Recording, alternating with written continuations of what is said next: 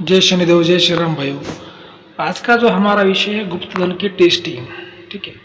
एक हमारे शिष्य ने एक सवाल पूछा कि गुरुजी, गुप्त धन की जो टेस्टिंग वो कैसे की जाती है, क्या होता है उसका राज, तंत्र शास्त्र के अनुसार उसकी क्या बातें होती है। देखिए कि हमारे जो चैनल पर आपको जानकारी जो दी जाती है, बिल्कुल मैं सही जानकारी आपको देने की कोशिश करता हूँ। तो आपको चैनल को फॉलो सब्सक्राइब करना है, लाइक शेयर करना है, वीडियो को पूरा देखना है, ध्यान से देखना है। तो जो हमारा जो एक महत्वपूर्ण विषय है आज का कि गुप्त धन की टेस्टिंग कैसे की जाती है। गुप्त धन देखिए, सबसे पहले आपको ये जानना है कि गुप्त धन किसे कहते हैं। कि जो जमीन के अंदर सोना चांदी है, कोई बहुमूल्य जो चीज़ है जो किसी ने रखी है, उसको गुप्त धन कहते हैं। दो प्रकार के गुप्त धन होते हैं, किसी पर टोटका होता है, किसी पर नहीं होता, और किसी कोई छोटा गुप्त धन होता है, कोई बड़ा होता है। ठीक है। तो जैसे मेरा तो मानना है कि भाई 90% लगभग 95% गुप्त धन पर टोटके होते होते, क्योंकि अगर आप किसी भी तिजोरी में पैसा रखोगे, पॉकेट में पैसा रखोगे, उसको चाबी होती है, ताला होता है, ये वैसी बात है। तो किसी भी धन पर छोटे मोटे टोटके ना कोई तंत्र मंत्र तो होते होते। तो ठीक है, जो टेस्टिंग उसकी कैसे होती है तंत्र मंत्र शास्त्र के अनुसार, तो देखिए उसकी जो टेस्टिंग है तंत्र शास्त्र के अनुसार नारियल से भी करते हैं।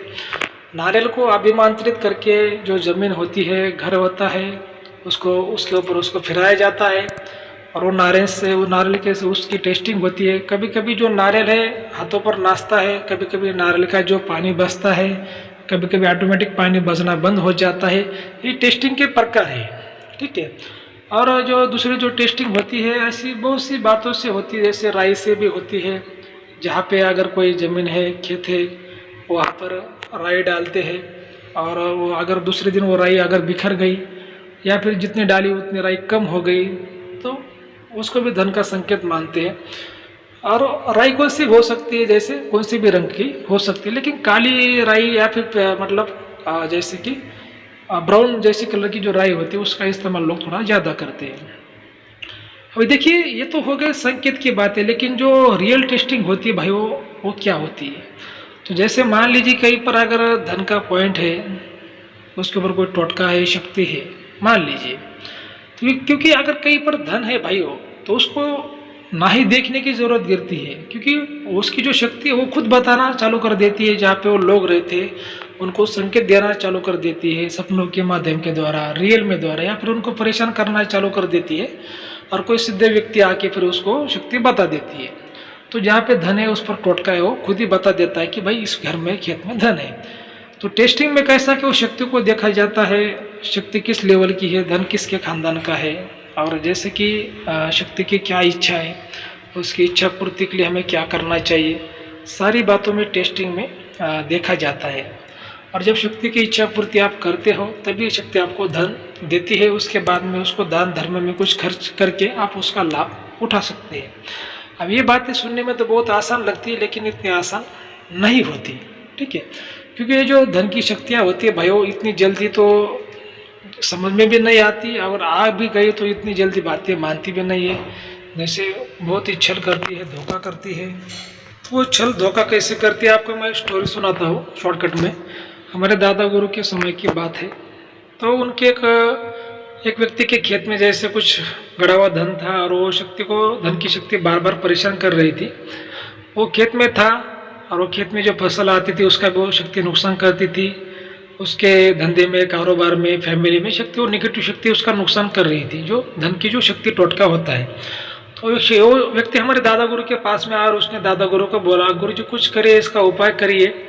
तो हमारे दादा गुरु ने जाके देखा, और दादा गुरु ने कहा ठीक है, तेरा धन का उपाय करेंगे, इसको निकाल भी देंगे, लेकिन जब निकलेगा तो इसको तुम्हें बड़ा मंदिर आश्रम बनाना है, जो दान धर्म का तुम्हें काम करना है। तो एक ईमानदार व्यक्ति था, उसने भी वो मान लिया, बोला गुरु जी आप जैसे बोलोगे वैसा करेंगे। तो उसके बाद में फिर हमारे दादा गुरु के पास में और भी 4-5 जो कुछ महाराज उनके थे, जो साथी लोग थे। तो फिर वो एक दिन वो खेत में चले गए, और जो 5 चक्र जो बनाते, जहाँ पे धन का पॉइंट होता है, उसके बाजू में, उसके चारों तरफ ऐसा गोल रिंगन, मतलब 5 रिंगन मारते हैं, 5 चक्र बनाते हैं। क्योंकि जब वो धन को निकाला जाता है, तब धन की शक्ति अंदर ना आ पाए।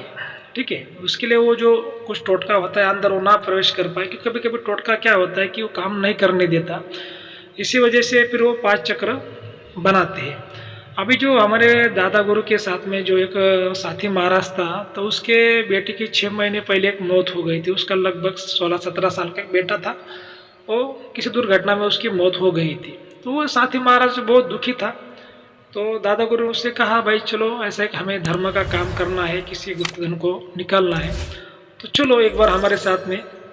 तो फिर आ गया जो साथी महाराज था, लेकिन वो पहले से दुखी था उसके बेटे की मौत होने के कारण। उसकी मनस्थिति बहुत अच्छी नहीं थी।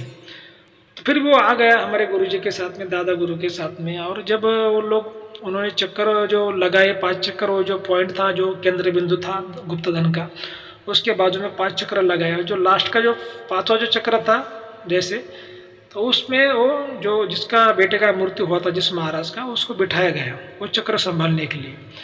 अभी अंदर जो था कि जो कुछ 2-4 लेबर लोग थे वो काम कर रहे थे, ठीक है। और उन्होंने जैसे खोदना चालू कर दिया तो शक्ति एक्टिव हो गई। शक्ति एक्टिव हो गई तो एक प्राणी के रूप में, बैल के रूप में आ गई। तो उसने हमला करने की कोशिश की, लेकिन हमारे दादा गुरु के चक्र इतने पावरफुल थे कि शक्ति उसको तोड़ नहीं पा रही थी। तो बैल के रूप में शक्ति आई, वापस गई। पर उसको लगा हम पक्षी के रूप में ऊपर से आ जाएंगे, तो उसने ऊपर से भी आने की कोशिश की, फिर भी उसका वो असफल हुआ, शक्ति वापस गई। तो वो शक्ति सोच नहीं पा रही थी कि क्या करे, इनके काम को कैसे रोका जाए। तो उसके बाद में फिर शक्ति ने क्या कर लिया, जो साथी महाराज था उसके बेटे का रूप ले लिया। जो उसका बेटा 6 महीने पहले मरा था, उसके बेटे का रूप ले लिया। और उसके बेटे के रूप में आ गए वो साथी जो महाराज था, 5वें नंबर के चक्र पे, मतलब लास्ट के चक्र पे जो बैठा था। तो उसको बेटे के रूप में पुकारने लगी। और वो जैसे कि जो पहले ज़माने में जो कुछ बोलते थे पिताजी को पिताजी, या फिर जो भी नाम से बुलाते थे, उसको ऐसा पे उसके महाराज को पुकारने लगी। उसने देखा, उसको लगा उसका बेटा ही वापस आ गया। तो वो कुछ देर के लिए भूल गया कि जैसे कि उसका बेटा मर गया है और ये कोई शक्ति है, कोई आत्मा है, ऐसे भूल गया वो। क्योंकि बेटे का जो एक मोह रहता है, एक प्यार रहता है, अगर किसी बाप बेटे के बीच में एक प्यार रहता है, उस प्यार के अंदर में वो डूब गया। वो जो साथी महाराज, और भूल गया कि भाई ये कोई नेगेटिव शक्ति, वो जान नहीं पाया।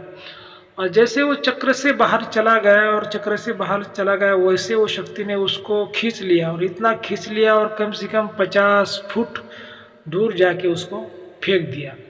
अभी उसको जैसे फेंक दिया तो चक्र टूट गया। चक्र टूट गया तो फिर दादा गुरु ने बोला, भाई काम को स्टॉप कर दो, इसको रुकवा दो। तो सब लोगों ने काम को स्टॉप कर दिया। और दादा गुरु ने फिर वो जो साथी महाराज था जिसको शक्ति ने फेंक दिया था, उसको जाके दादा गुरु ने फिर बचा लिया, और शक्ति को भी उसको रोक दिया। और फिर जैसे काम को रोक दिया, वैसे शक्ति फिर से वहाँ से चली गई। शक्ति का जो वहाँ पे मकसद था वही था कि काम को रोक दिया जाए।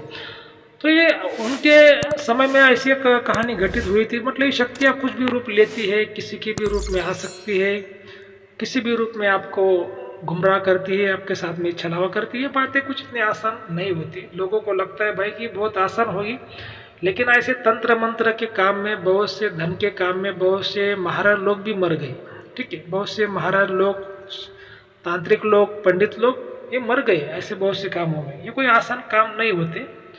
जान को हथेली पे लेकर खेलने वाले काम होते हैं। ये कोई आसान बातें नहीं होती। इसी वजह से हम तो आपको बार बार कहते हैं कि भाई ऐसे कामों के पीछे मत भागिए, और कोई नेक काम करिए, अच्छा काम करिए, क्योंकि तंत्र मंत्र के काम ये बहुत अंधेरे के काम होते हैं। तो देखिए, ऐसी कुछ बातें होती है जो आज के हमारी जो जानकारी थी, मैंने आज आपको बता दी। अगर आपको आज का वीडियो अच्छा लगा तो अपने चैनल को फॉलो करिए, सब्सक्राइब करिए, लाइक करिए, शेयर करिए। धन्यवाद।